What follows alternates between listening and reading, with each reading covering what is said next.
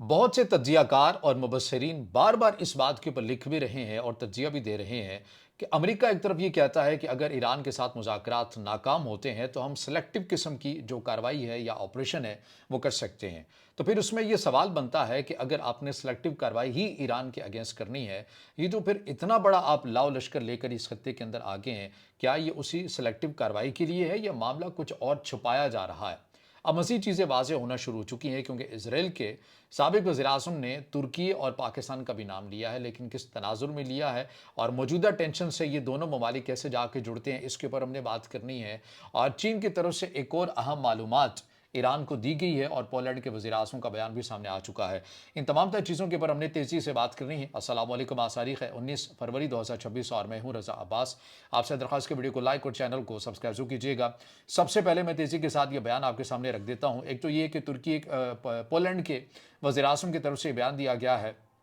اپنے شہریوں کو کہ ہمارے وہ شہری جو ایران کے اندر موجود ہیں، میں انہیں یہ حکم دیتا ہوں کہ وہ فوری طور پر ایران سے انخلا کر جائیں، کیونکہ آنے والے چند گھنٹوں میں آپ انخلا نہیں کر سکیں گے، کیونکہ ایسی پوزیشن نہیں بن سکے گی۔ یہ پولینڈ کے وزیر اعظم کی طرف سے جو تازہ ترین بیان ہے وہ سامنے آیا ہے۔ اس کے بعد ہم بات کرتے ہیں کہ جو ترکی کے سابق وزیر اعظم ہیں نفتالی بینٹ، انہوں نے کیا کہا ہے۔ یہ بیان بڑا ضروری ہے کیونکہ اس کے اوپر پاکستان کی وزیر دفاع خواجہ آصف کی طرف سے بھی رد عمل دیا گیا ہے، تو اس لیے اس پورے بیان کو سننا آپ کے لیے بڑا ضروری ہے۔ اس میں یہ کہا گیا ہے کہ بینٹ نے خبردار کیا ہے کہ صدر اردوان ایک انتہائی چالاک اور خطرناک حریف ہیں جو اسرائیل کے گرد گھیرا تنگ کرنے کی کوشش کر رہے ہیں۔ انہوں نے دعویٰ کیا کہ ترکی اور قطر مل کر ایک سنی محور بلاک بنا رہے ہیں جو خطے میں اسرائیل کے مفادات کے خلاف ہے۔ پاکستان کا ایٹمی کردار، بینٹ نے خاص طور پر ذکر کیا کہ اس ابھرتے ہوئے بلاک میں جوہری ہتھیاروں سے لیس پاکستان بھی شامل ہے جو اسرائیل کے لیے دفاعی چیلنج بڑھا سکتا ہے۔ پھر اس کے بعد بینٹ کے مطابق یہ نیٹ ورک سعودی عرب کو اسرائیل سے دور کرنے اور اسے ایران اور ترکی کے قریب لانے کی کوششوں میں مصروف بھی نظر آتا ہے، اور بینٹ نے اسرائیل پر زور دیا کہ وہ ایران اور انقرہ سے پیدا ہونے والے خطرات کو بیک وقت ڈیل کرنے کے لیے ایک حکمت عملی بنائے۔ یہ کہا جا رہا ہے اسرائیل کے سابق وزیر اعظم نفتالی بینٹ کی طرف سے، اور اس کے اندر جہاں پر پاکستان کے وزیر دفاع خواجہ آصف کی طرف سے بھی رد عمل دیا گیا، تو وہیں پر کچھ جو تجزیہ کار ہیں جو تھنک ٹینک رن بھی کرتے ہیں، جیو پولیٹیکل امور کے اوپر لکھتے رہتے ہیں، تجزیہ بھی دیتے رہتے ہیں، ان کی طرف سے پاکستان کے حوالے سے ایک بات کہی گئی۔ انہوں نے یہ کہا کہ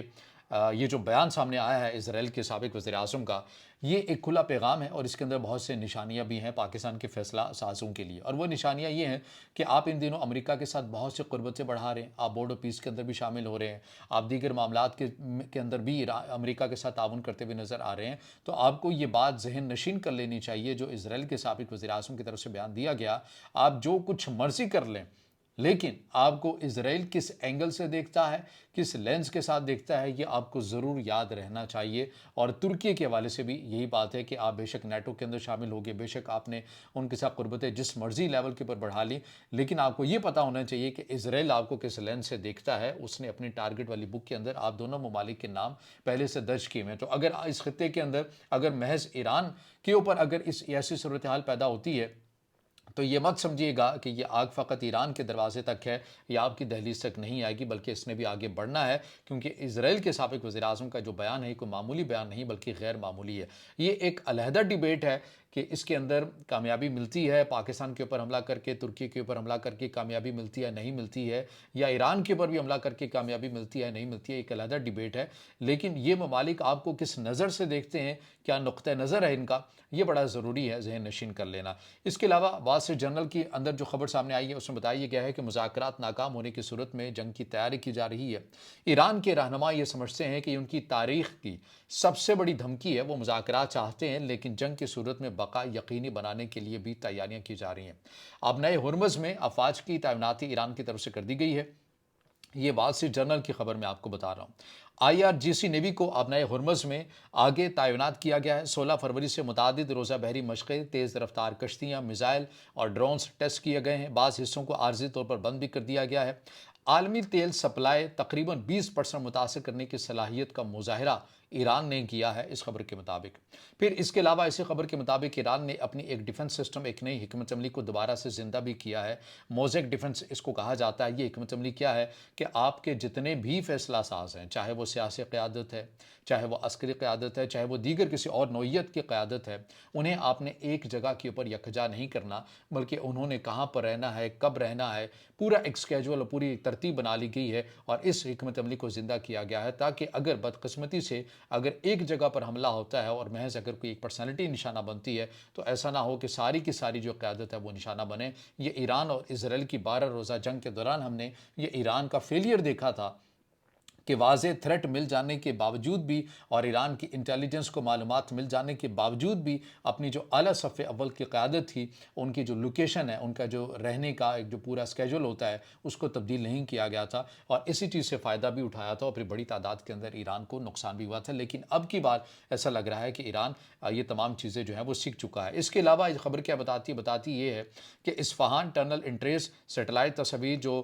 پلانٹ لیبس کے ذریعے یا رائٹرز کے ذریعے سے سامنے آئی ہیں، اس کے ذریعے بتایا جا رہا ہے کہ ایران کی طرف سے اپنے جوہری جو مقامات ہیں، تنصیبات ہیں، انہیں بالکل بند کر دیا ہے ہر طرح سے، کوئی اس کے اندر بھی داخل نہیں ہو سکتا۔ اس سے متعلق ہم آپ کو پہلے بھی بتا چکے ہیں اور اس کے ساتھ ساتھ فضائی دفاع کو سخت کر دیا گیا ہے، باوار 373 اس کو مزید اپڈیٹ بھی کر دیا گیا ہے۔ اچھا، یہاں پر ضمن میں یہ بھی عرض کرتا ہوا چلوں کیونکہ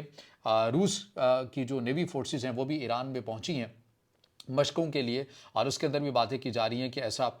کیا رشیا ایسا کر کے کیا تاثر دینا چاہتا ہے۔ دیکھیے، تاثر تو بڑا صاف ہے، تاثر تو یہ دینا چاہتا ہے کہ وہ مشکل کے اس گھڑی میں وہ ایران کے ساتھ ہے، لیکن ہم یہ بھی جانتے ہیں کہ اگر ایران اور امریکہ کی جنگ ہو جاتی ہے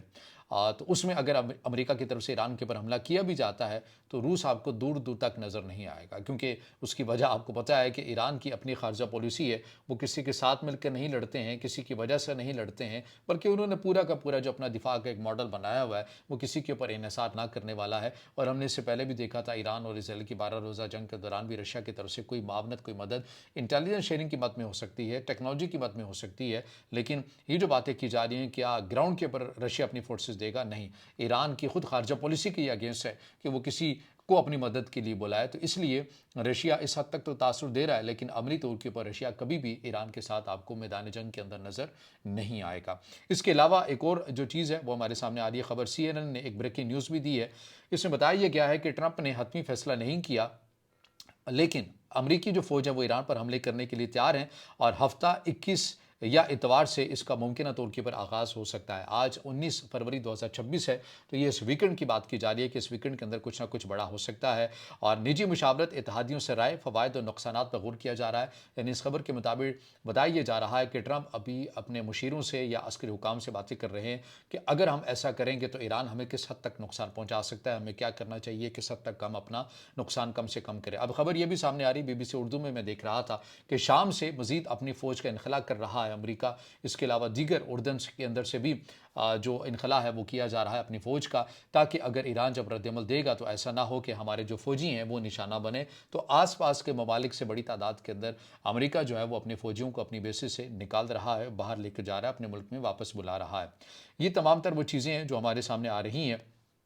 اس کے علاوہ جو سب سے ایک اہم خبر ہے، ایران کے سپریم لیڈر سید علی خامنائی کی طرف سے کہا گیا تھا نا کہ اگر امریکہ نے اس بار ہم سے جنگ چھیڑی تو پھر یہ علاقائی جنگ ہوگی، پورے خطے کو اپنی لپیٹ میں لے سکتی ہے۔ اس کے لیے ایران کے وزیر خارجہ عباس عراقچی نے بہت پہلے سے ہوم ورک شروع کر دیا تھا اور بتایا یہ جا رہا ہے کہ انہوں نے جنوری 2026 کا جو وزٹ کیا تھا لبنان کا، اس کے اندر لبنان کی تنظیم کو کہہ دیا گیا تھا کہ اگر اب کی بار ایران کے اوپر کوئی جنگ مسلط کی جاتی ہے تو آپ نے فل اینڈ فائنل ایکٹیو ہونا ہے اور فل اسکیل وار اب آپ نے لڑنی ہے۔ یمن کو بھی پیغام دے دیا گیا ہے اور عراق میں موجود تنظیموں کو بھی پیغام دے دیا گیا ہے اور ایران آپ کو بھرپور تیاری کرتا ہوا نظر آ رہا ہے، اپنی پراکسیز کے ذریعے بھی اور خود بھی وہ پوری طرح اپنی تیاری کرتا ہوا نظر آ رہا ہے۔ تو جنوری 2026 میں کچھ تجزیہ کار مبصرین کہہ رہے ہیں، بالخصوص جان بولٹن جو کہ امریکہ کے تجزیہ کار ہیں، ان کی طرف سے بھی کہا گیا کہ ایران نے اپنی تمام پراکسیز کو الرٹ کر دیا ہوا، ایکٹیو کر دیا گیا ہے۔ تو اس بار ایک معاملہ نہیں ہوگا بلکہ کئی محاذوں کے اوپر یہ جو جنگ ہے اس کا دائرہ کار ہے یہ پھیل سکتا ہے۔ یہ تمام تر وہ چیزیں ہیں اور اسی تناظر میں پولینڈ کے وزیر اعظم کا جو بیان ہے وہ بھی میں آپ کے سامنے رکھ چکا ہوں۔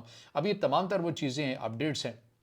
जो बहुत तेज़ी के साथ मिडल ईस्ट के तनाज़ुर में या ईरान और अमेरिका कशीदगी के तनाज़ुर में बढ़ती हुई नज़र आ रही हैं, क्योंकि माहिरीन ये कहते हैं कि 2003 के बाद से ये पहली बार हुआ है कि इतना बड़ा लाव लश्कर जो है अमेरिका इस खित्ते के अंदर लेकर दोबारा से आया है। तो अब ये मामलात किस नहज के ऊपर जाते हैं? क्या वाक़ई इसी वीकेंड के अंदर कोई फैसलाकुन कार्रवाई हो सकती है? अगर होगी तो वाक़ई वो इलाकाई खित्ते को भी अपनी लपेट में ले सकती है। और बिलख़ुसूस तुर्की और पाकिस्तान का ज़िक्र इज़राइल के साबिक़ वज़ीर-ए-आज़म का करना, ये बातें बहुत सी चीज़ों को बयान भी कर रही हैं। और इन तमाम तर चीज़ों से मुताल्लिक़ जो भी अपडेट्स आएगी आपके सामने रख भी रहे हैं, आइंदा भी रखते रहेंगे। आपका कोई इससे जुड़ा सवाल हो या राय हो तो ज़रूर कमेंट में ज़ाहिर कीजिएगा। वीडियो को लाइक कीजिएगा, दोस्तों के साथ शेयर कीजिएगा और इस चैनल को ज़्यादा से ज़्यादा सब्सक्राइब भी।